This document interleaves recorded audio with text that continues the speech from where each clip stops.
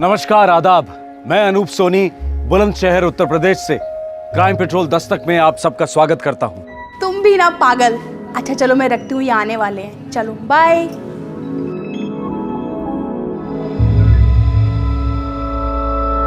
मुझे नहीं पता था आप मेरे पीछे खड़े हो। और मुझे भी नहीं पता था कि मेरे पीठ पीछे ये सब हो रहा है। फिर से शुरू हो गया? तुम रुकने का नाम नहीं लेती। सहेली थी मेरी बचपन की। कोई यार भी हो सकता है, जवानी का। छी, हमारी शादी को 18 साल हो चुके हैं। बच्चों की माँ हूँ, आपकी पत्नी हूँ आपकी। लेकिन खुश नहीं हो मुझसे। गैर मर्दों के साथ हंस हंस कर बातें करती हो, न जाने क्या क्या करती हो, और मुझसे झूठ बोलती हो। क्या कमी है मुझमें? क्या कमी है? बोलो मुझे, बोलो क्या कमी है मुझमें? शक की बीमारी का कोई इलाज नहीं है। शक रिश्तों का कातिल है, ऐसा जहर जो एक शादी को धीरे धीरे कुरेद कुरेद कर जहन्नुम बना देता है।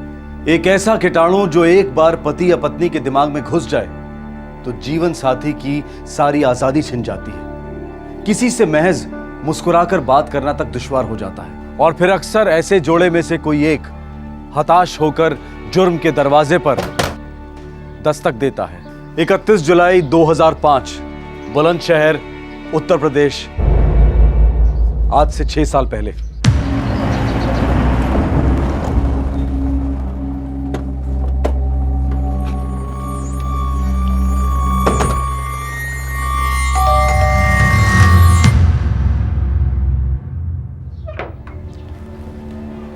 मोहन जी हमारे साथ चलिए। क्यों? कोई खबर मिली है? एक लाश मिली है। लाश? सुरजीत, बेटा सुरजीत, तेरी माँ मिल गई बेटा, तेरी माँ मिल गई।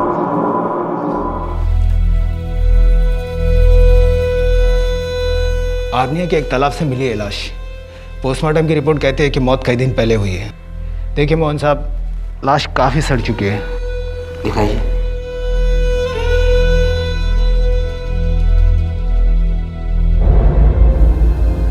रज्जो, रज्जो, माँ उठो, पापा माँ। रज्जो को क्या हो गया बेटा? क्या कर दिया रे तेरे साथ उन लोगों ने? पापा माँ को क्या हो गया? माँ उठो, माँ।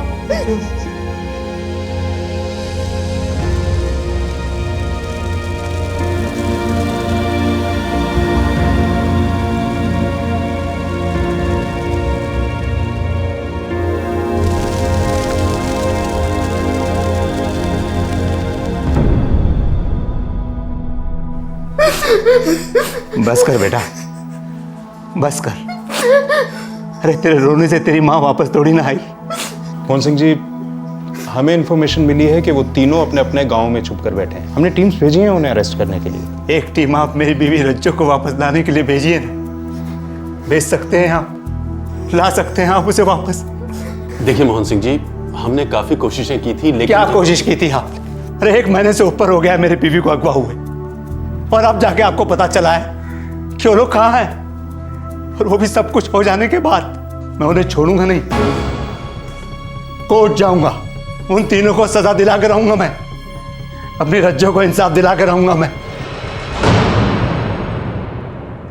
2005 की इस घटना के ठीक 1 महीना पहले पीडब्ल्यूडी इंजीनियर मोहन सिंह और उनका बेटा सुरजीत बुलंदशहर पुलिस स्टेशन आए थे दौड़े दौड़े एक कंप्लेंट दर्ज करवाने।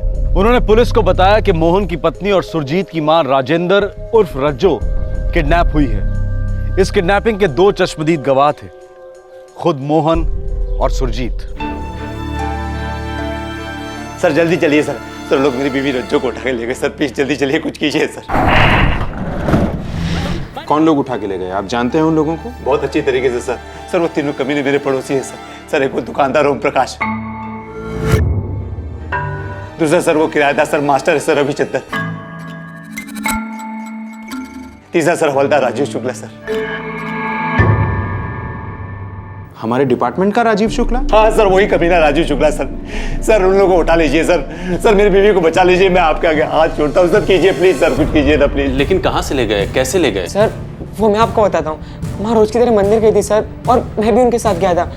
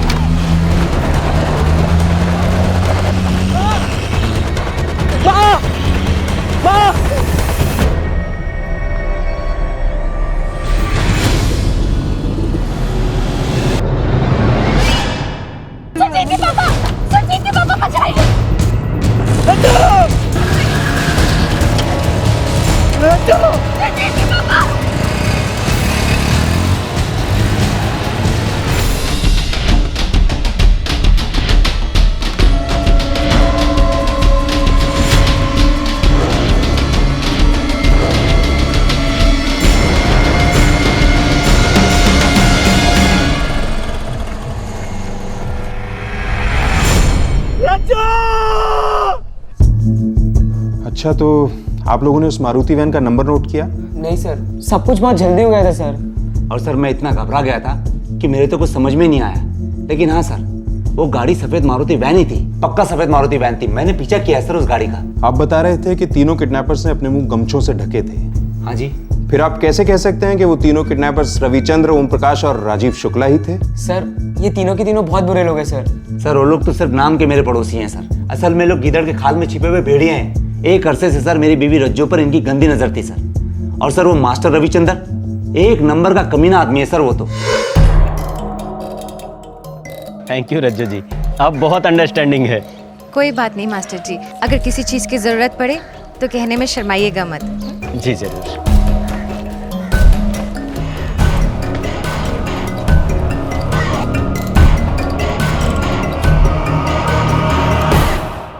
बहुत अच्छे, बहुत हंसमुख है। इनफैक्ट उनका और राघव का रिश्ता बाप बेटे का नहीं है, दोस्तों का ज्यादा है। अरे रज्जो, ये ऊपर वाले रविचंद्र के बच्चे ने किराया दिया कि नहीं? जी नहीं, बोले स्कूल वालों ने सभी टीचर्स की तनख्वाह लेट कर दी है इस बार। बोले 10 दिन में दे देंगे। बेचारे सॉरी भी बोले। सॉरी भी बोले? अरे मैं तो पहले ही इसे किराएदार नहीं रखना चाहता था। बिल्कुल पसंद नहीं है मुझे ये आदमी। क्यों जी, ठीक ठाक तो है। वैसे तो किराया हमेशा वक्त पर देते हैं, अपने आप में रहते हैं, मंदिर भी जाते हैं। तू तो बिल्कुल भोली है रज्जो, बिल्कुल ना समझ है। दुनियादारी तो कुछ समझती है नहीं। जानती है उसके स्कूल से मैंने क्या क्या सुना है उसके बारे में? क्या सुनाई दिया है आपको? देख, तुझे ये सब जानने की कोई जरूरत नहीं। तू बस उस आदमी से दूर ही रहना, समझी? ये आपके घर का फर्स्ट फ्लोर कब से किराए पर दिया था इस रविचंद्र को? यही कोई 6-7 महीनों से। स्कूल टीचर है तो सोचा कि अच्छा आदमी होगा इसलिए किराए पे रख लिया, लेकिन बहुत बड़ी गलती हो गई साहब। सर कल ही हमने उसे कहा था घर खाली करने के लिए। वो माँ को बहुत परेशान करता था। सर मेरी बीवी रज्जो तो एकदम गाय है, हर किसी पे भरोसा कर लेती है, लोगों के बुरे इरादों को समझ ही नहीं पाती। सुबह से शाम तक भगवान की पूजा पाठ में लगी रहती है, इसलिए सब में भगवान दिखता है। और ये बाकी के दो पड़ोसी ओम प्रकाश और हवलदार राजीव शुक्ला, इनके साथ क्या हुआ था? दोनों एक नंबर के कमीने हैं, बेशरम हैं, मीठी छुरी हैं दोनों। ओम जी, ये बाकी सामान रहने दीजिए। वो क्या है ना, मेरे पास 300 रुपये कम है। अरे कुछ भी सामान यहाँ नहीं रहेगा, सब आपके घर जाएगा। 300 रुपये कहीं भागे जा रहे हैं क्या भाभी जी? आपसे इतनी पुरानी और अच्छी जान पहचान है, जब पैसा आए तब दे दीजिएगा। शुक्रिया ओम जी।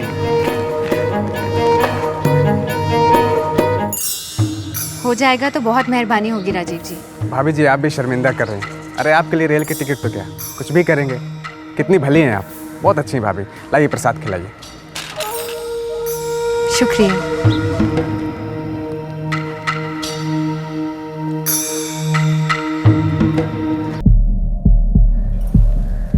रज्जो, ये हवलदार राजीव शुक्ला, ये तो कभी किसी का काम करता नहीं, फिर तुम्हारे लिए ट्रेन का टिकट क्यों लेकर आया? क्योंकि मैं उनकी पड़ोसी हूँ। माँ मैंने कहा था ना मैं ले आऊँगा। आप हमेशा दूसरों से काम क्यों करवाती है? और वो दुकानदार ओम प्रकाश, वो तो कभी किसी को 1 रुपये का उधार देता नहीं है, फिर तुम्हारे साथ महीने भर का खाता खोलने की बात क्यों करता है? क्योंकि वो जानते हैं कि मैं कहीं भागने वाली नहीं हूँ। लेकिन वो लोग तुम्हारे पीछे भाग रहे हैं, ये बात तुम कब समझोगी रज्जो? माँ एक नंबरी लिच्चड़ आदमी ओम प्रकाश, और वो हवलदार वो भी कुछ कम नहीं है। अरे आप उससे बात क्यों करती हो माँ? तुम दोनों को हो क्या गया है?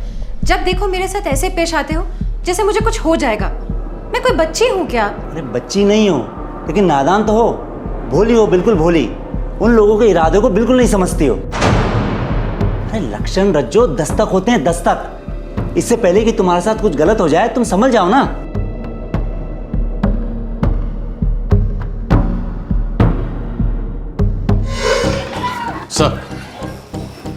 सर हवलदार राजीव शुक्ला अरनिया पुलिस स्टेशन में पोस्टेड है। फोन लगाओ रनिया थाने, बात करनी है हवलदार से। बात क्या करनी है इंस्पेक्टर साहब? जल्दी कुछ कीजिए, उन तीनों के चुंगल से मेरी बीवी को बचाइए, वरना कुछ भी कर सकते हैं, कुछ भी। हेलो, अरनिया थाना। बुलंदशहर थाने से पीएसआई गजेंद्र सिंह बोल रहा हूँ। सलाम सर, कांस्टेबल आजम खान बोल रहा हूँ। कांस्टेबल राजीव शुक्ला है ड्यूटी पर? नहीं सर, वो आज ड्यूटी पर नहीं है। छुट्टी पर है? नहीं सर, ऐसा कुछ भी नहीं बोले, बस आज आए नहीं है। पता नहीं क्यों उनका मोबाइल भी ऑफ है। मोबाइल ऑफ है? रविचंद्र जी मैथ्स पढ़ाते हैं यहाँ पर। बात क्या है इंस्पेक्टर?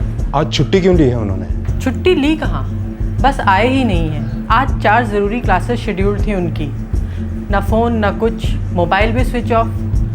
वैसे बात क्या है इंस्पेक्टर? कुछ बताकर नहीं गए, बोले कि तुम दुकान संभालो। ओम प्रकाश जी का मोबाइल क्यों स्विच ऑफ है? वो ही जाने, वो कभी बताते नहीं और मैं कभी पूछती नहीं। अपनी मर्जी के मालिक हैं वो।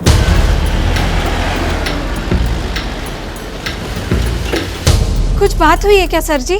अभी कुछ पता नहीं है। हवलदार शुक्ला जब आ जाए मुझसे कांटेक्ट करने के लिए बोल देना। कुछ तो बात है ना सर जी। देखिए, वो पहले तो कभी बिना बोले ड्यूटी से ऑफ नहीं रहे हैं और दोनों मोबाइल भी उनके कभी बंद नहीं आए। वो हमसे हर चीज बताते हैं। आप बताइए ना, क्या बात है? कुछ मत छुपाइए हमसे। छुपे हुए तो आपके पति हैं। हवलदार शुक्ला जब आ जाए मुझसे कांटेक्ट करने के लिए बोल देना।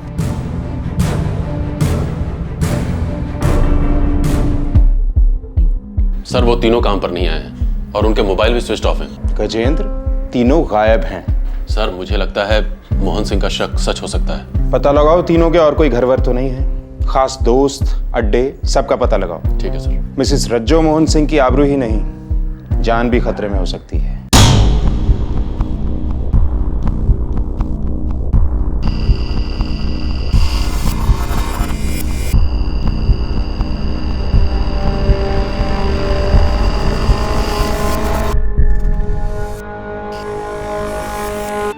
चौबीस घंटे बीत चुके हैं और आप ये बताने आए हैं कि आपके पास मेरी बीवी रज्जो की कोई खबर नहीं है।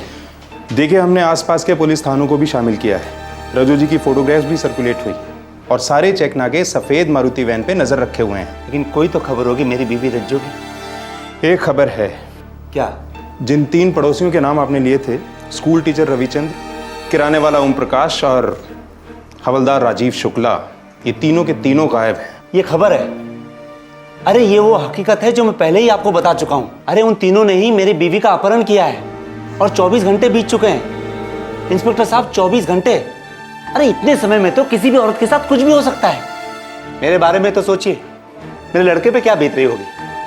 आपके घर में भी तो औरतें होंगी ना इंस्पेक्टर साहब। गजेंद्र, उन तीनों के गांव में टीम्स भेजी थी, कोई खबर? उन्नाव, रहीमपुर, सोना गांव, तीनों जगह से हमारी टीम खाली हाथ वापस आई है। वो तीनों अपने गांव में तो पक्का नहीं है सर। कहीं ना कहीं तो जरूर होंगे गजेंद्र। हमारे खबरियों को एक्टिवेट करो, हवलदार राजीव शुक्ला के खबरियों को भी इकट्ठा करो। लानत है कि हमारे डिपार्टमेंट का कोई शामिल है इस घिनौनी हरकत में। यार, जब पुलिस वाला शामिल है तो दूसरे पुलिस वाले काहे पंगा लेंगे? सब अपनी अपनी बिरादरी को बचाने में लगे हुए हैं। अरे तो हमारी पीडब्ल्यूडी की बिरादरी भी कोई छोटी मोटी नहीं है। मोहन सर, आप सीधे बड़े साहब को एक नोट भेजिए तुरंत। हाँ साहब, बिल्कुल भेज दीजिए। वो तो मैं कब का भेज चुका हूँ। बड़े साहब सीधा कलेक्टर साहब से बात करेंगे ना, तभी कोई पत्ता हिलेगा। मैं तो अभी कहता हूँ पुलिस वालों भरोसा मत करो। यार भरोसा तो मेरी पत्नी रज्जो ने किया था उन तीनों कुत्तों पर। देखा कैसे काट खाए। मैंने उसे कितनी बार कहा था, उन लोगों से मिलना जुलना खतरे से खाली नहीं। मैंने उसे समझाया था, उनसे बात मत करना, उनकी तरफ देखना भी नहीं, लेकिन वो मानी नहीं। सारा बुलंदशहर हिल गया था। एक सरकारी अफसर की पत्नी किडनैप हुई थी और 1 महीने से उसकी कोई खबर नहीं थी। तीनों नामजद स्कूल टीचर रविचंद्र, दुकानदार ओम प्रकाश और हवलदार राजीव शुक्ला भी 1 महीने से गायब थे। उनका कोई नामो निशान नहीं मिल रहा था। 4 परिवार निराशा की गिरफ्त में थे और पुलिस फोर्स बिल्कुल बौखलाई हुई। बुलंदशहर पुलिस पर सरकारी डिपार्टमेंट का प्रेशर था। 24 घंटे निगरानी रखी जा रही थी, लेकिन तीनों नामजदों की कोई खबर नहीं थी, मानो वो हवा हो चुके थे। ये तो लेने के देने पड़ गए। मैंने तो पहले ही कहा था, हमें भागना नहीं चाहिए था, यहीं रुक जाना चाहिए था। अरे नाना, और मुश्किल होती, डिपार्टमेंट वाले चमड़ी उधेड़ लेते हमारी। तो अब क्या करें? मास्टर जी तुम ही कुछ करो भाई, पानी सर के ऊपर चढ़ता जा रहा है यार। मुझसे मत पूछो हवलदार साहब, तुम ही कुछ सोचो। इस चीज़ के बारे में तुमसे अच्छा कौन जान सकता है। मुझे तो लगता है कि 2-4 दिन हमें ऐसे तैसे और काट लेने चाहिए, उसके बाद अपने अपने घर को चुपचाप चले जाते। अपने अपने घर को? तो फिर हम आखिर भागे क्यों? और जवाब क्या देंगे रज्जो जी के बारे में? हाँ?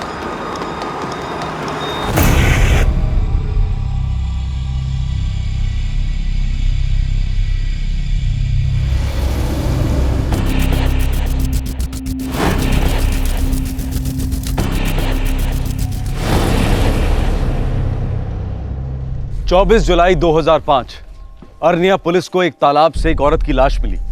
ये लाश काफी सड़-गल चुकी थी। पोस्टमार्टम के 7 दिन बाद तक ये लाश लावारिस पड़ी रही। चूंकि रज्जो का केस गरमाया हुआ था, इसलिए स्वाभाविक तौर पर शिनाख्त के लिए मोहन सिंह को बुलाया गया।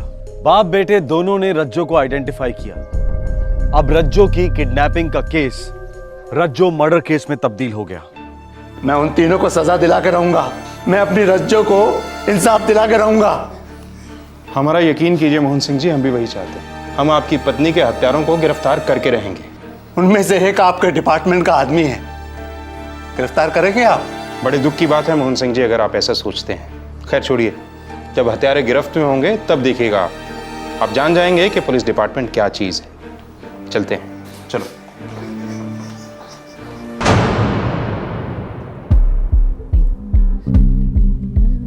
Thank you sir.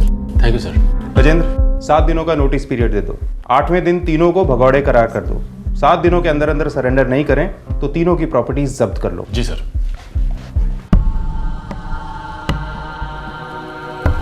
देखो भाई, हम लोगों के पास कोई और चारा तो है नहीं, और वैसे भी हमारे कारण हमारे घर वालों की तो बैंड बज चुकी है। रज्जो जी इस दुनिया में नहीं है और अब बहुत जल्द हम भी वहीं जाने वाले हैं। हम तीनों की कब्रें खुद चुकी हैं। तो फिर हम जिंदा लाशों की तरह क्यों भटकते रहे?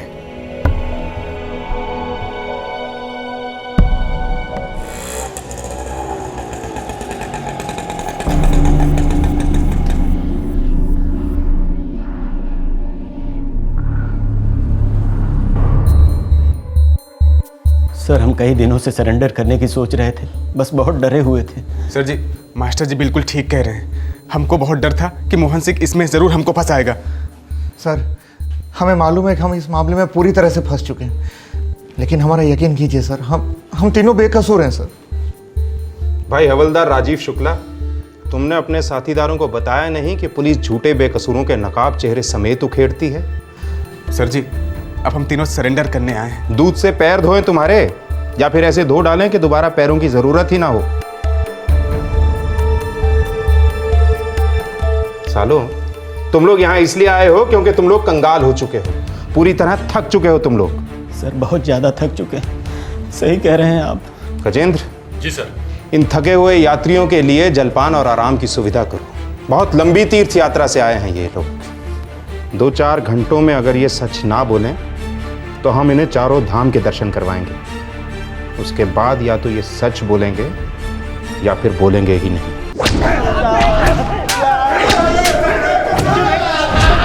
साले, मास्टर होके ऐसी करता है? हमारा यकीन कीजिए साहब, हम इसलिए भाग गए थे क्योंकि हमें पता चला कि रज्जो जी का किडनैप हो गया है और वो पागल मोहन सिंह हमारा नाम लेने जा रहा था। साहब, भगवान की कसम, इस किडनैपिंग के बारे में हम लोग को कुछ भी मालूम नहीं था। हमारा कोई हाथ नहीं था इसमें। तुम तीनों की उस औरत पे नजर थी। एक अधेड़ उम्र की शादीशुदा औरत को तुम तीनों ने मिलकर बर्बाद किया। पुलिस की पूछताछ पूरे 4 दिन तक चली। 3rd डिग्री के इस्तेमाल के बावजूद तीनों आरोपी एक ही सुर में गा रहे थे, एक ही बात दोहरा रहे थे कि वो बेकसूर है। ये कोई क्रिमिनल रिकॉर्ड वाले छटे हुए हिस्ट्री शीटर्स नहीं थे जो पुलिस की मार के आदी थे। एक स्कूल टीचर था, एक दुकानदार था और एक खुद पुलिस वाला। अब सवाल यह था कि अगर ये तीनों झूठ नहीं बोल रहे थे तो फिर सच क्या था? सर, कोर्ट ने उन तीनों की कस्टडी बढ़ा दी है 1 हफ्ते के लिए। मुझे डाउट है कि इससे कुछ फायदा हो, और हैरानी की बात यह है कि इतनी पिटाई के बाद भी तीनों मुंह नहीं खोल रहे हैं। सर, शायद उनके मुंह में कुछ हो ही ना। शायद मोहन सिंह के पेट में कुछ हो।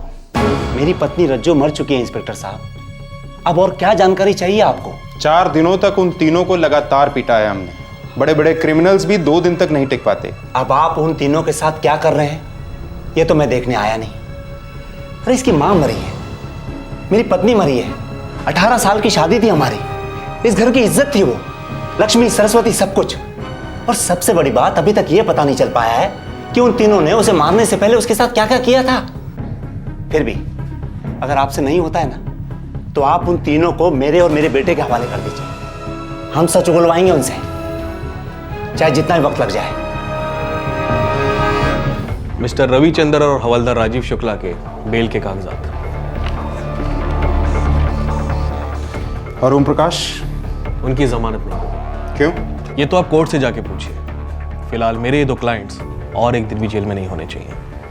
वैसे भी काफी टॉर्चर किया आपने उनका। वकील साहब, साइकिल चोरी के केस में अंदर नहीं हुए हैं ये तीनों। केस क्या है, किसने क्या किया है, ये तो वक्त आने पर कोर्ट में डिसाइड होगा। इंस्पेक्टर, मेरे clients please. Gajendra. Ji sir. Ravichandra और राजीव शुक्ला के ऑर्डर्स तैयार करो। Yes sir. तीनों आरोपी पूरे 2 महीने पुलिस कस्टडी में रहे, जहां उनसे हर तरीके से पूछताछ की गई, पर केस रत्ती भर भी आगे नहीं बढ़ा। अरे रविचंद्र, राजीव शुक्ला, चलिए आप लोगों की जमानत हो गई है। हाँ? अरे हवलदार साहब, मैं ओम प्रकाश, मेरी जमानत? अरे नहीं नहीं, इन दोनों की हुई है सिर्फ। रविचंद्र और राजीव शुक्ला की बेल मंजूर हो गई क्योंकि उनके वकील एडवोकेट मसीह ये साबित कर पाए थे कि किडनैपिंग के दौरान वो किसी और ही जगह मौजूद थे। दुकानदार ओम प्रकाश के लिए की गई आर्ग्यूमेंट से कोर्ट संतुष्ट नहीं था और उसकी बेल रिजेक्ट हो गई। सर, मेरी बीवी के 2 हत्यारों को बेल हो गई है। वो खुलेआम घूम रहे हैं, मजे ले रहे हैं, जबकि उन्हें उम्र कैद की सजा होनी चाहिए। मोहन सिंह, केस कोर्ट में है और कानून को अपना काम करने दो। फिर तो गई भैंस पानी में सर, फिर तो कुछ भी नहीं होगा। सर, आपसे रिक्वेस्ट है, होम मिनिस्टर को कम से कम एक ऑफिशियल लेटर भेजिए ना प्लीज। होम मिनिस्ट्री को लेटर लिखना बचकानी हरकत होगी, और अब वो जमाना नहीं रहा जब केस सॉल्व होने में बहुत ज्यादा समय लगता था। देखना, बहुत जल्द केस की सुनवाई होगी, केस फास्ट ट्रैक चलेगा। फिर भी सर, अगर ऊपर से थोड़ा दबाव रहेगा तो केस और भी फास्ट ट्रैक हो जाएगा। सर मेरे बारे में सोचिए, मेरे बेटे के बारे में सोचिए। सर, वो तो जवान है, उसका तो खून खोलेगा ही खोलेगा, खास तौर से तब जब वो दोनों आंखों के सामने होंगे। मोहन सिंह, मुझसे जो भी बन पड़ेगा मैं करूंगा, तुम कानून पे भरोसा रखो। देखो, तुम लोगों का केस मैंने लिया है, इसलिए तुम लोगों को इंसाफ दिलाना मेरा काम है, और अगर तुमने जुर्म किया भी है तो तुम्हें कम से कम सजा दिलाना मेरा फर्ज।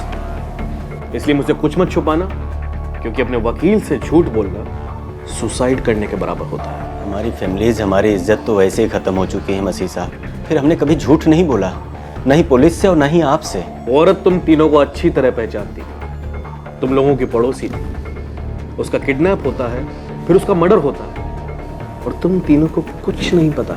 हमारे अलावा और 56 पड़ोसी वकील साहब। लेकिन मोहन ने सिर्फ तुम तीनों का नाम लिया है। वकील साहब, ना तो हमने किडनैपिंग की है और ना ही हमने कत्ल किया है। हम लोगों ने कुछ भी नहीं किया। तो फिर किसने और क्यों? वो तो पुलिस और अदालत का काम है। आप सिर्फ हम तीनों के बारे में सोचिए वकील साहब, और ओम भाई को भी जल्दी वहां से निकलवाइए। पता नहीं ये पागलपन कब तक चलेगा। 6 साल, पूरे 6 साल तक कोर्ट में आर्ग्यूमेंट्स चलते रहे। रविचंद्र, राजीव शुक्ला और ओम प्रकाश का वकील बार बार एक ही बात कहता रहा कि उसके क्लाइंट्स को बलि का बकरा बनाया जा रहा है। मोहन अपने आरोपों से टस से मस नहीं हो रहा था। वो सिर्फ यही कहता रहा कि तीनों मर्दों की उसकी पत्नी पर बुरी नजर थी। ओम प्रकाश 6 साल जेल में कैद रहा, जबकि उसके साथी आरोपी रविचंद्र और राजीव शुक्ला को बराबर बेल मिलती रही। आखिरकार 2011 में यह केस अपने सर के बल उलट गया। पुलिस को एक खबर मिली थी। ये एक ऐसी खबर थी जिसने पहले पुलिस के, फिर सारे बुलंदशहर के छक्के छुड़ा दिए।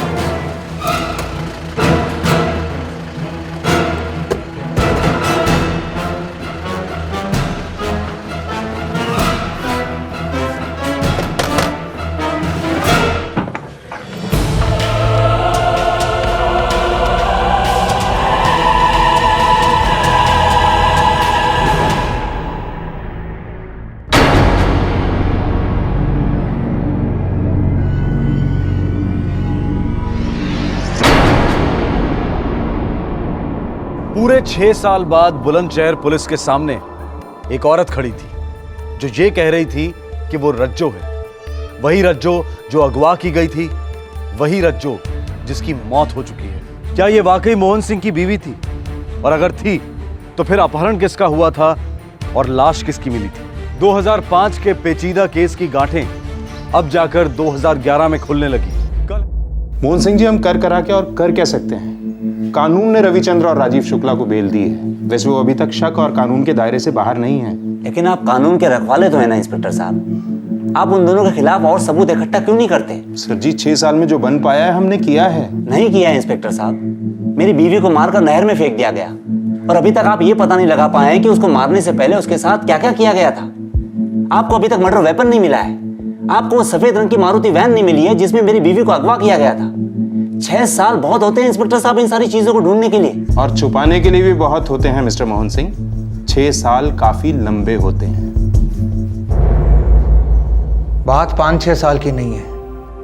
वक्त पर हमारा अधिकार नहीं होता है, उसे हम नहीं बनाते। पर इज्जत हम खुद बनाते हैं, उसकी रक्षा भी करते हैं।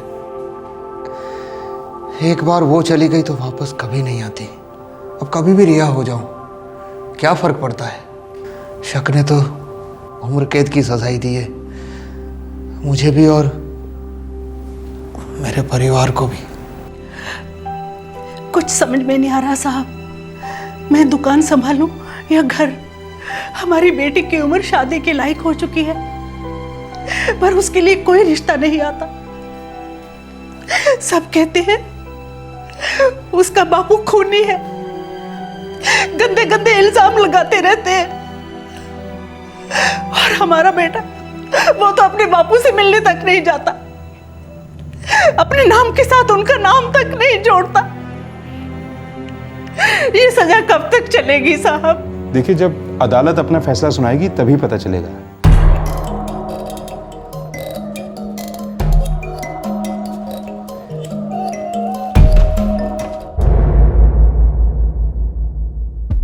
एडवोकेट मसीह, रविचंद्र, आप लोग जो कह रहे हैं वो नामुमकिन है। मुझे भी ऐसे ही लगा था सर, लेकिन ये सच है। 1 साल पहले ही मुझे शक हो गया था कि इस केस की सच्चाइयां कुछ और हैं, इसलिए हमने अपनी खुद की तहकीकात शुरू कर दी।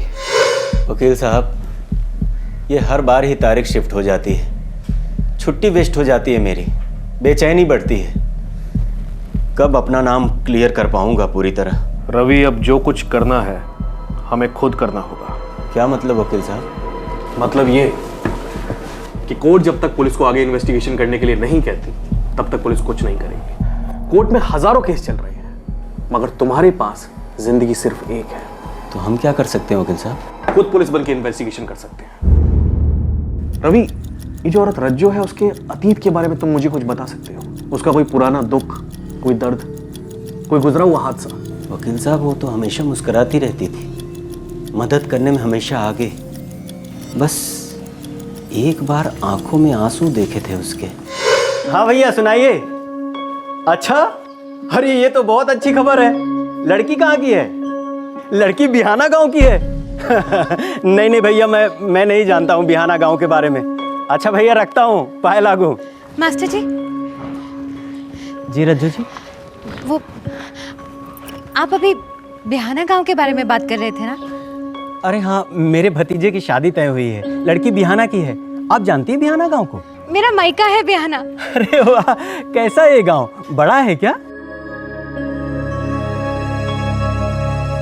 अभी कैसा है पता नहीं। क्या हुआ रज्जू जी? कुछ नहीं, कुछ नहीं। मतलब रज्जो एक अरसे से अपने मायके नहीं गई थी? हाँ, हो सकता है। चलो हम चलते हैं। फिर आप दोनों बिहाना गए, क्या पता चला वहां से? एक दूसरे ही गांव का पता मिला। क्या मतलब? बिहाना गांव के लिए रज्जो जी मर चुकी थी। अगर कोई 7 साल तक गायब रहे तो आपका कानून भी उसे मरा हुआ घोषित कर देता है। मेरी बहन 23 साल पहले इस घर से ब्याह कर गई थी, तब से दोबारा उसने इस घर में एक बार भी कदम नहीं रखा। न उसने खबर दी और न ली। आपने कोशिश भी नहीं की? ताली एक हाथ से नहीं बजती वकील साहब। रज्जो के लिए हम मर चुके हैं, तो हमें भी जिंदा होने का कोई शौक नहीं है। नमस्कार।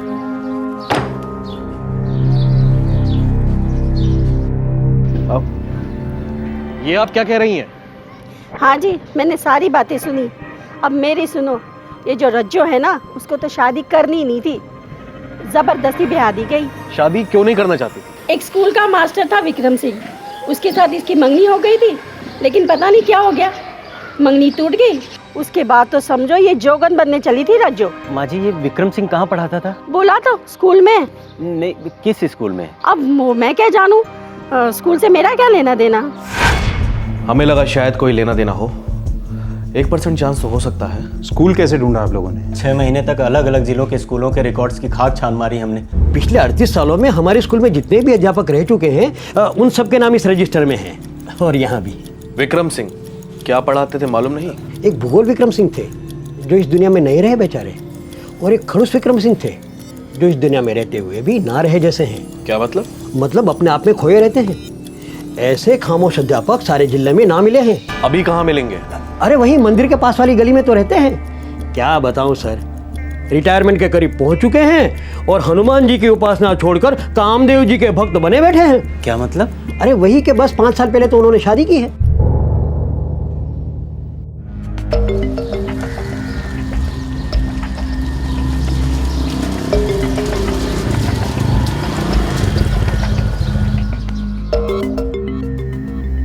वकील साहब, हाँ, शायद यही विक्रम है।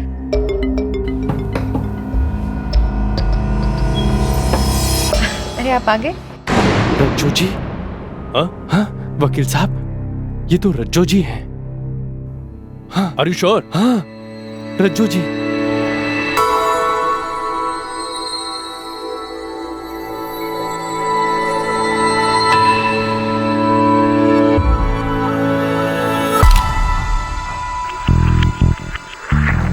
शक्ल तो मिलती है सर, दोनों एक ही शक्लें हैं और रज्जो जी ही हैं। भारत नगर है गांव का नाम। मैंने आसपास वालों से पूछा था, सबने यही कहा कि 6 साल पहले शादी करके लाया था उसे, एग्जैक्टली उसी टाइम जिस वक्त रज्जो यहाँ बुलंदशहर से गायब हुई थी, और बाद में पता नहीं किसी की लाश मिलती है। इंस्पेक्टर, ये बहुत बड़ी साजिश है। और कुछ एडवोकेट मसीह? इंस्पेक्टर साहब, ये बहुत कुछ है, और मैं किसी अच्छी खबर की उम्मीद करता हूँ। ये खबर जब तक हम लोग चेक नहीं कर लेते, आप दोनों अपने पास ही रखें। खबर तो पक्की है इंस्पेक्टर साहब, और अगर आप एक्शन ले रहे हैं तो हमें किसी को बताने की क्या जरूरत है। इजाजत दीजिए। जी नमस्कार।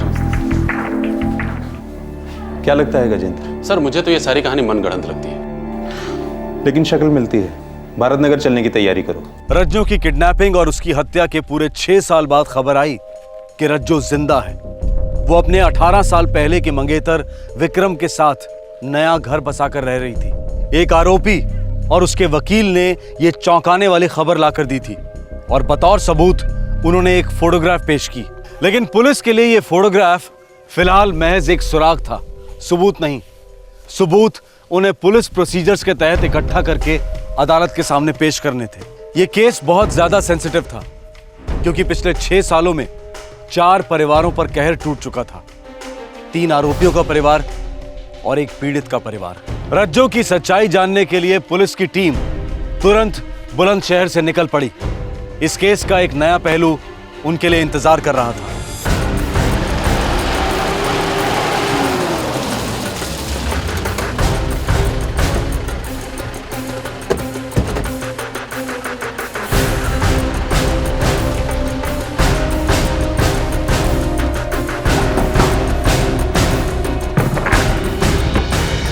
जी? आपका नाम? जी, मैं रज्जू। आप शादीशुदा हैं? जी हाँ। पति का नाम? विक्रम सिंह। विक्रम। क्या बात है इंस्पेक्टर, क्या हुआ? जी जी, यही है मेरे पति विक्रम सिंह। जी, आप लोगों को हमारे साथ बुलंदशहर चलना होगा, बाकी बातें रास्ते में करेंगे। चलिए।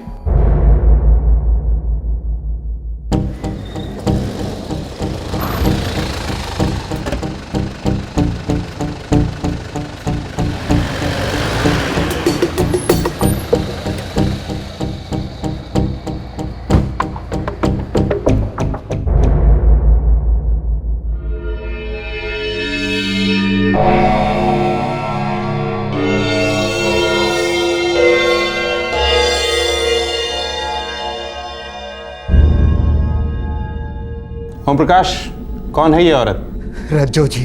हवलदार? रज्जू भाभी साहब। मास्टर जी। सर, मैं तो पहले ही बता चुका हूँ। ओपन एंड शट केस है इंस्पेक्टर। मेरे तीनों क्लाइंट्स क्लीन हैं। रुकिए एडवोकेट मसीह साहब, रुकिए। अभी मोहन सिंह जी और सुरजीत ने कुछ कहा नहीं है। मोहन सिंह जी, मैं इस औरत से जानना चाहता हूं, ये कौन है?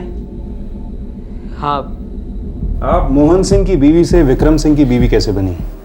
इस आदमी के शक ने मुझसे मेरा बच्चा, मेरी जिंदगी, सब कुछ छीन लिया।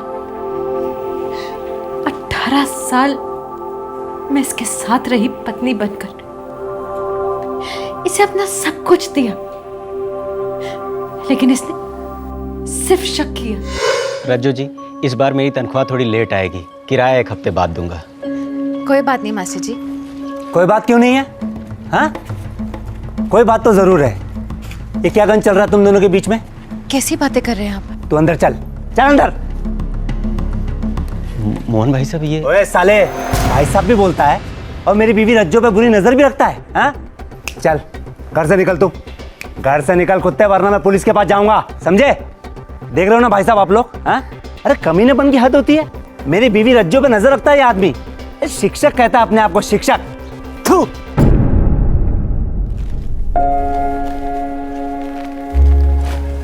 ओम जी, अब ये बाकी सामान रहने दीजिए, मेरे पास 300 रुपए कम है। पैसे कम है तो क्या हुआ, कहीं भागे जा रहे हैं क्या? शुक्रिया ओम जी। पैसे तो कहीं भागे नहीं जा रहे हैं, लेकिन तू भागने का प्लान बना रहा है मेरी बीवी के साथ, हैं? मैं तेरी नीयत को अच्छी तरह समझता हूँ। अरे बेशरम है साला, दुकान की आड़ में सिटियाबाजी करता है, हैं? ये क्या कह रहे हैं, क्या बकवास कर रहे हैं? चुप कर ओम प्रकाश के बच्चे। तेरी लीचड़गिरी सारी दुनिया जानती है, हर औरत के सामने ही हु हा हा, हैं? लेकिन ध्यान रहे, मेरी बीवी से दूर ही रहना, नहीं तो तेरी ये सड़ी दुकान और तुझे दोनों को बंद करवा दूंगा। तू जानता नहीं है मेरी पहुंच कहां तक है। आप लोग भी मोहल्ले में एक ही दुकान मिलती है क्या आपको? हैं? अरे बेशरम है साला, 1 नंबर का, दुकान के आड़ में सटियाबाजी करता रहता है ये। मेरी बीवी से दूर रहना, समझे? अरे भाभी जी, मंदिर से आ रही हैं, लाइए प्रसाद खिलाइए। आपने ट्रेन की टिकट मंगवाई थी, वो मैं ले आया हूँ। ये रही आपकी ट्रेन की टिकट और बाकी के बचे पैसे। ए साले हवलदार, छोड़ मेरी बीवी का हाथ। रुक, अभी आके बताता हूँ। भाभी जी, ये तो हद हो गई, आज जवाब दे के ही रहूंगा। नहीं नहीं भाई साहब, मैं आपके आगे हाथ जोड़ती हूँ।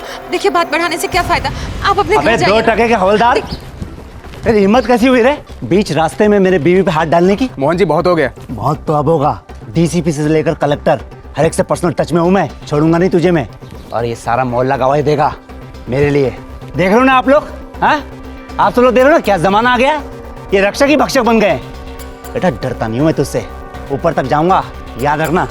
चल जो, चल, टंगी लगा रखी है इधर।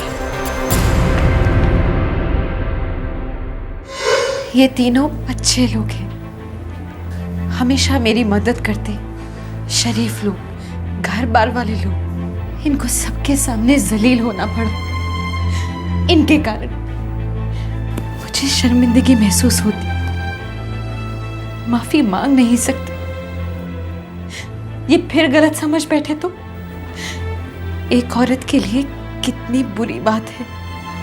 इस उम्र में शादी के इतने साल बाद ये सब देखना पड़े। कहीं भी अकेले जाने नहीं देते, मंदिर जाती तो भी सुरजीत को साथ भेजते, 24 घंटे मुझ पर निगरानी रखते। मेरे बच्चे को इन्होंने इस कदर अपने काबू में रखा था, वो तो भूल ही गया था कि मैं उसकी माँ हूँ। मैं सारा दर्द पीकर इन दोनों की पूरे दिल से देखभाल करती, मुस्कुराते हुए ताने सुनती। लेकिन एक रात तो हद हो गई। पापा, कल दोपहर को मम्मी किसी से फोन पे बात कर रही थी, जैसे ही मैं आया तो तुरंत फोन काट दिया। बकवास मत कर सुरजीत, वो मैं अपनी सहेली से फोन पे बात कर रही थी। वही था ना, शादी से पहले वाला स्कूल मास्टर जिससे तेरा चक्कर चल रहा था, जिसकी झूठन को तेरे बाप ने मेरे गले से बांध दिया। बस भी कीजिए, बच्चे के सामने कितनी गंदी बात कर रहे हैं। सुरजीत, तुम अंदर जाओ। सुरजीत कहीं नहीं जाएगा, तो यहीं रुक बेटा। तुझे जानना जरूरी है कि तेरी माँ कौन है और कैसी है। बता, शादी से पहले तूने क्या क्या गोल खिलाए थे? किसे फोन करती है? किसे फोन करती है? नहीं समझ में आता तेरे? बोलो नहीं समझ में आता है? कितनी बार मार खाएगी? किसी को नहीं, मैं अपनी सहेली से बात कर रही थी। वो स्कूल मास्टर सहेला। रोको ना अपने पापा को, रोको ना इन्हें। रोकू? मैं रोकू? मेरा तो दिल करता है कि मैं भी आपको मारूं। सुना बेटे ने क्या कहा? हैं? बता किसको फोन कर रही थी? बता किसे फोन कर रही थी? हैं? मोहल्ले वालों के साथ भी गुलछर्रे उड़ाती है? किन किन लोगों के साथ तेरा चक्कर है? बता। शादी के तुरंत बाद इन्होंने मेरे घर वालों से सारे रिश्ते नाते तोड़वा दिए। जब बाबा गए तब भी जाने नहीं दिया। पूरे 18 साल किसी से मिलने नहीं दिया। और फिर उस रात जैसा लगा जैसे मेरा बच्चा, मेरा सुरजीत भी मुझसे अलग हो गया है। उस रात मेरे अंदर कुछ टूट गया और मैंने वो घर छोड़ दिया। मैं भगवान को साक्षी मानकर इस शादी को तोड़ रही हूं। मुझे ढूंढने की कोशिश मत कीजिए, मेरा अब आपसे कोई नाता नहीं। सुरजीत बेटा खुश रहो। भगवान से प्रार्थना करती हूँ कि किसी दिन तुम्हें सच और झूठ के बीच का फर्क पता चले। मैं रहूं ना रहूं, मेरी दुआएं तुम्हारे साथ हैं।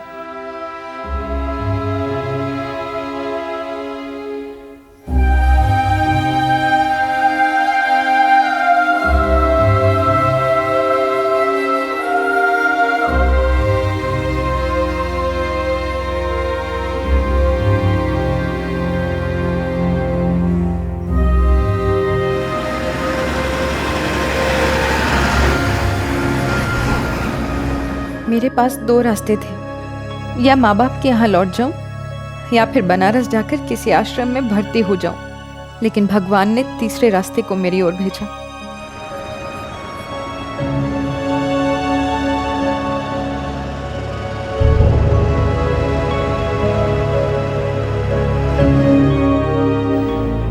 इनके सारे घिनौने इल्जामात झूठे हैं। शादी से पहले मेरी विक्रम जी से सगाई हुई थी। जी हाँ इंस्पेक्टर, दरअसल मेरे पिताजी की मृत्यु की वजह से ये शादी नहीं हो सकी। उसके बाद मैं शादी करना ही नहीं चाहती थी, लेकिन बाबा के कहने पर इनसे शादी की। लेकिन शादी के बाद इन्हें अपना सब कुछ माना, सिर्फ इन्हें। किसी दूसरे की तरफ देखा तक नहीं। पूरे 18 साल। बस मुझे और जिल्लत नहीं सहनी थी। और जब रज्जो ने मुझे अपनी सारी बात बताई तो मैंने इनके सामने शादी का प्रस्ताव रखा। और मेरी खुशकिस्मती है कि इन्होंने हाँ कर दी। अपनी सारी बुरी यादें भुला दो अब रज्जो, और आज से एक नई शुरुआत। आधी जिंदगी तो खत्म हो गई ना विक्रम जी। लेकिन अभी आधी जिंदगी तो बाकी है ना रज्जो, और नियति की जो मर्जी है उसे हमें स्वीकार तो करना पड़ेगा ना। अब मुस्कुरा दो।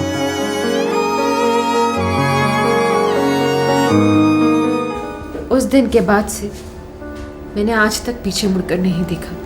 मुझे आज जाकर पता चला है कि मेरे जाने के बाद ये सब हुआ है, लेकिन मैं चौंकी नहीं। इनसे और उम्मीद की भी क्या जा सकती है। लेकिन अगर मुझे पहले भनक होती तो मैं पहले ही इनका पर्दाफाश कर देती। कम से कम इन 3 भले लोगों की जिंदगी तो खराब नहीं होती। इस बयान ने तीनों आरोपियों को भी ताकत दी अपनी बेगुनाही की आवाज बुलंद करने के लिए। एक बहुत अहम सवाल का जवाब सामने आया, आखिरकार ये तीनों आरोपी फरार क्यों हुए थे? पूरे गांव में खबर फैल गई थी कि रज्जो जी अगवा हो गई हैं। हमने सुना कि मोहन सिंह हमारे खिलाफ शिकायत दर्ज करने जा रहा है। इस पागल आदमी ने तो हमारा पल्ला वैसे ही कमजोर कर रखा था। पूरे मोहल्ले के सामने हमें बेइज्जत कर चुका था ये। देख रहे हो ना आप लोग? हाँ, आप सब लोग देख रहे हो ना क्या जमाना आ गया है? ये रक्षक ही भक्षक बन गए। मेरी बीवी रज्जो पर नजर है इस आदमी की। अरे यह आदमी अपने आप को शिक्षक कहता है। आइंदा से सामान वामान लेने नहीं आएगी हो यहाँ। पहुंच मत जाना घर पे। हम बहुत ज्यादा डर गए थे। हम बहुत सीधे साधे लोग हैं साहब, कोई पहुंच नहीं पहचान नहीं। मैं तो पुलिस फोर्स में होने के बावजूद इतना डर गया। इन दोनों का तब बुरा हाल था। हमने सोचा जब तक राजू भाभी नहीं वापस मिलती तब तक हमारा छुपे रहना ही बेहतर है। क्या दिन देखने पड़ रहे हैं हवलदार भाई। जिंदगी में किसी का कोई नुकसान नहीं किया, सबसे दोस्ती, कोई बैर नहीं, फिर भी।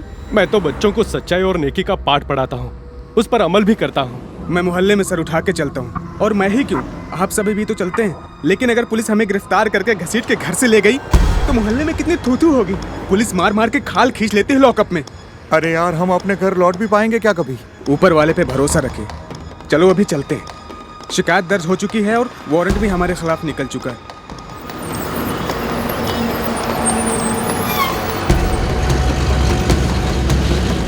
हम रोज भगवान से प्रार्थना करते थे कि रज्जो भाभी के अपहरणकर्ता उन्हें छोड़ दें, ताकि हम इज्जत के साथ अपने घर लौट सकें। बहुत बुरी हालत हो गई थी हमारी, घर वालों की याद, और ऊपर से पैसे भी सारे खत्म हो गए थे। लेकिन 1 महीने बाद जब लाश मिलने की खबर आई तो हमें लगा कि अब और भागने छुपने में कोई फायदा नहीं, कब्रें खुद गई हैं हमारी। हमारे पास सरेंडर के अलावा और कोई चारा नहीं था। रज्जो जी, आप ही अदालत को बताइए, एक आप ही हैं जो तीनों की खोई हुई इज्जत वापस दिला सकती हैं। बताऊंगी, सब कुछ बताऊंगी जी। तो अब आप बताइए मोहन सिंह साहब, ये औरत कौन है? मैं नहीं जानता। ये तुम्हारी पत्नी रज्जो नहीं, सुरजीत की माँ रज्जो नहीं? सुरजीत की माँ और मेरी पत्नी रज्जो को हमने अपने हाथों से आग दी, और मरने के बाद कोई इंसान वापस जिंदा नहीं होता। हो सकता है ये मेरी पत्नी रज्जो की हमशक्ल हो, प्लास्टिक सर्जरी का भी कमाल हो सकता है, बहुत कुछ हो सकता है, लेकिन मुझे पूरा यकीन है कि इस औरत को इस चालाक वकील ने खड़ा किया है ताकि मेरे पत्नी के ये तीनों कातिल आजाद हो सके। ये मेरी पत्नी रज्जो नहीं है, हो ही नहीं सकती। क्यों बेटा, ये तेरी माँ है? नहीं, मेरी माँ मर चुकी है। कहानी ने एक और जबरदस्त ट्विस्ट ले लिया था। मोहन सिंह और सुरजीत दोनों ही रज्जो को पहचानने से साफ इनकार कर रहे थे। फिर एक बार शक की सुई डगमगाई। क्या मोहन सिंह की बातों में जरा सी भी सच्चाई थी? क्या रज्जो के बयान में थोड़ी सी भी खोट थी? क्या यह वाकई कोई साजिश हो सकती थी? पुलिस ने दोनों पार्टियों पर नजर रखी और दोबारा से इस केस की छानबीन शुरू कर दी। सर, वो विक्रम स्कूल टीचर है और रविचंद्र भी स्कूल टीचर है। हो सकता है दोनों मिले हुए हों। होने को तो हो सकता है, लेकिन सबसे पहले रज्जो की असलियत क्लियर करनी है। जी। तुम सबसे पहले उसके भाई से कांटेक्ट करो, अगर है तो उसका रज्जो से खून का रिश्ता है। 25 साल से हमने उसे देखा तक नहीं है, हमारा उससे कोई लेना देना नहीं है। देखिए भाई साहब, अगर आप कोऑपरेट करेंगे तो अच्छा रहेगा। बहुत से लोगों की जिंदगियां दांव पर लगी हुई हैं, इसीलिए मैं कह रहा था। मुझे क्यों एतराज होने लगा इंस्पेक्टर साहब? अभी बुला देता हूँ। सुरजीत, सुरजीत बेटे। जी पापा। बेटा, ये इंस्पेक्टर साहब जो बोले वो करो, डरो नहीं। मुझे कोई एतराज नहीं, मैं तो कुछ भी करने को तैयार हूँ, बस उस दरिंदे को सजा हो जाए। अपने आप को रज्जो कहने वाली औरत, असली रज्जो का बेटा सुरजीत और असली रज्जो का भाई, तीनों का डीएनए टेस्ट करवाया गया। यह टेस्ट शक को यकीन में बदलने वाला था। 4 परिवारों को इस टेस्ट का बेहद इंतजार था और रिजल्ट ने सारे शक दूर कर दिए। रज्जो और उसके भाई का डीएनए टेस्ट मैच हुआ। रज्जो और सुरजीत का डीएनए टेस्ट मैच हुआ। रज्जो वाकई रज्जो थी, सुरजीत की मां और मोहन सिंह की पत्नी जिससे उसने रिश्ता तोड़ा था। मोहन सिंह, 6 साल तक तुम मेरे केबिन में आकर मुझसे सवाल करते रहे। आज मैं तुम्हारे घर आया हूं, मुझे कुछ जवाब चाहिए। कैसा जवाब? रज्जो की किडनैपिंग और लाश की सच्चाई क्या है? वो तो 6 साल पहले ही मैं आपको बता चुका हूँ। 6 साल पहले मैंने और मेरी टीम ने 3 बेगुनाह लोगों को जानवरों की तरह पीटा, उन पर केस किए, उनकी जिंदगियां बर्बाद हुई। तुम्हारी जिंदगी मेरे लिए बहुत कम मायने रखती है, तो चुपचाप सच बोलोगे तो शायद जियोगे। अरे रज्जो, रज्जो,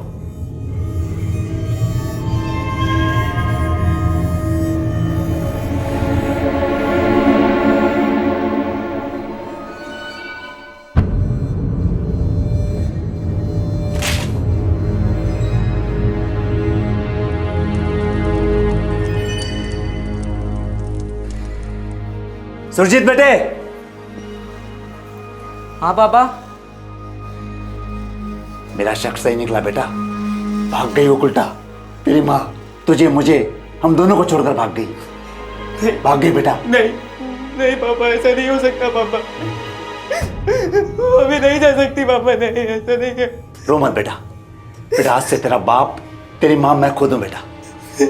बेटा मैं जैसे बोलूंगा वैसे ही करते जाना, करेगा ना बेटा? जैसा कहोगे वैसा ही करूँगा पापा। फिर मैंने पूरी झूठी कहानी बनाई किडनैपिंग की और आपके पास आकर एक झूठी रिपोर्ट लिखवाई। मैंने अपने बेटे सुरजीत को अपनी तरफ कर लिया था और मुझे पूरा यकीन था कि वो हमेशा मेरा साथ देगा। उन तीनों के नाम ही क्यों लिए, किसी और के क्यों नहीं? क्योंकि वो तीनों मुझे सबसे ज्यादा खटकते थे। मेरी बीवी उनसे सबसे ज्यादा घुल मिलकर बातें किया करती थी। बातें किया करती थी, सिर्फ बातें, शराफत से। मानो या ना मानो, मेरी बीवी बेवफा थी। वो बेवफा नहीं थी, बल्कि तुम बीमार थे, अब भी हो। शक की बीमारी से ही मरोगे तुम। लावारिश लाश की शिनाख्त में तुमने उसे रज्जो कहकर क्यों पहचाना? क्योंकि मैं जानता था मेरी बीवी रज्जो कभी वापस नहीं आएगी। मोहन जी, एक लाश मिली है, आपको शिनाख्त के लिए बुलाया। हे भगवान। सर मैं आपको बता दूं, लाश बहुत बुरी हालत में है। लाश को पहचान पाना बहुत मुश्किल है। अपनों को तो किसी भी हालत में पहचाना जा सकता है। आप एक मिनट रुकिए, मैं अपने बेटे को साथ ले चलता हूँ। 2 जन रहेंगे तो हिम्मत बनेगी और पहचानने में चूक नहीं होगी। सुरजीत, बेटा सुरजीत। बेटा एक लाश को पहचानने जाना है, बस कहना मम्मी है और ज्यादा जानने की जरूरत नहीं है। जी पापा, जैसा आप कहें। आग्नेय के एक तालाब से मिली है लाश। पोस्टमार्टम की रिपोर्ट कहती है कि मौत कई दिन पहले हुई है। देखिए मोहन साहब, लाश काफी सड़ चुकी है।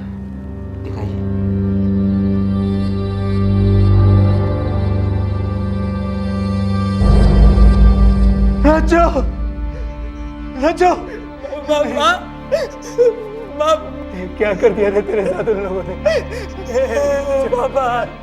उन तीनों कमीनों पर मर्डर और किडनैपिंग का चार्ज लगाकर मैं आधी लड़ाई तो वैसे ही जीत चुका था।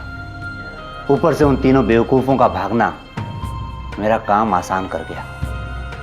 मर्डर का केस बनते ही उनके टेंटवे दब चुके थे, हमेशा हमेशा के लिए। हमेशा हमेशा के लिए तो बस एक ही चीज रहेगी, तुम्हारे शक की बीमारी, जो तुम बखूबी अपने बेटे को भी दे चुके हो। मुबारक हो, जश्न जेल में ही मनाना, पूरी उम्र पड़ी है।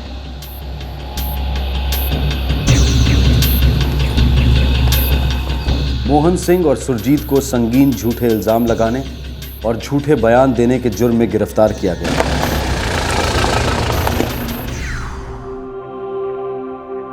दोनों पर मुकदमे चलेंगे और 10 साल की सजा होने की संभावना है।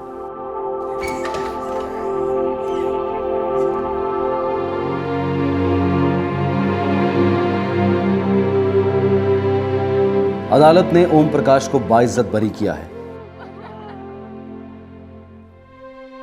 कांस्टेबल राजीव शुक्ला और स्कूल टीचर रविचंद्र के खिलाफ केसेस भी खारिज किए गए हैं।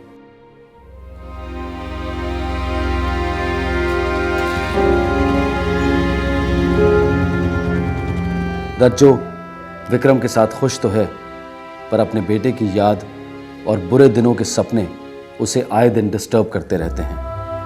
शक का शिकार जिंदगी भर तड़पता है। कल और आज 2 भागों में दिखाई गई ये दास्तान शक की कहानी वाकई एक अद्भुत केस है। किसी ने किसी की जान नहीं ली, लेकिन शक ने कितनी सारी जिंदगियां बर्बाद कर दी। मर्द और औरत के रिश्ते के बीच में जब शक का वायरस दाखिल होता है तो वो एक दस्तक होती है कि सिर्फ रिश्ते ही नहीं बल्कि रिश्तेदार भी खतरे में हैं। क्राइम पेट्रोल दस्तक लगातार आपके लिए जुर्म की कहानियां लेकर आता रहेगा। हमारा मकसद है जुर्म से लड़ना, उसे कम करना, और उसके लिए सबसे ज्यादा जरूरी है उसे समझना। आपसे फिर होगी मुलाकात, तब तक अपना ख्याल रखें, सुरक्षित रहें। जय हिंद। इस तरह के और भी एपिसोड देखने के लिए हमारे चैनल को सब्सक्राइब करें और बेल आइकन दबाना ना भूलें।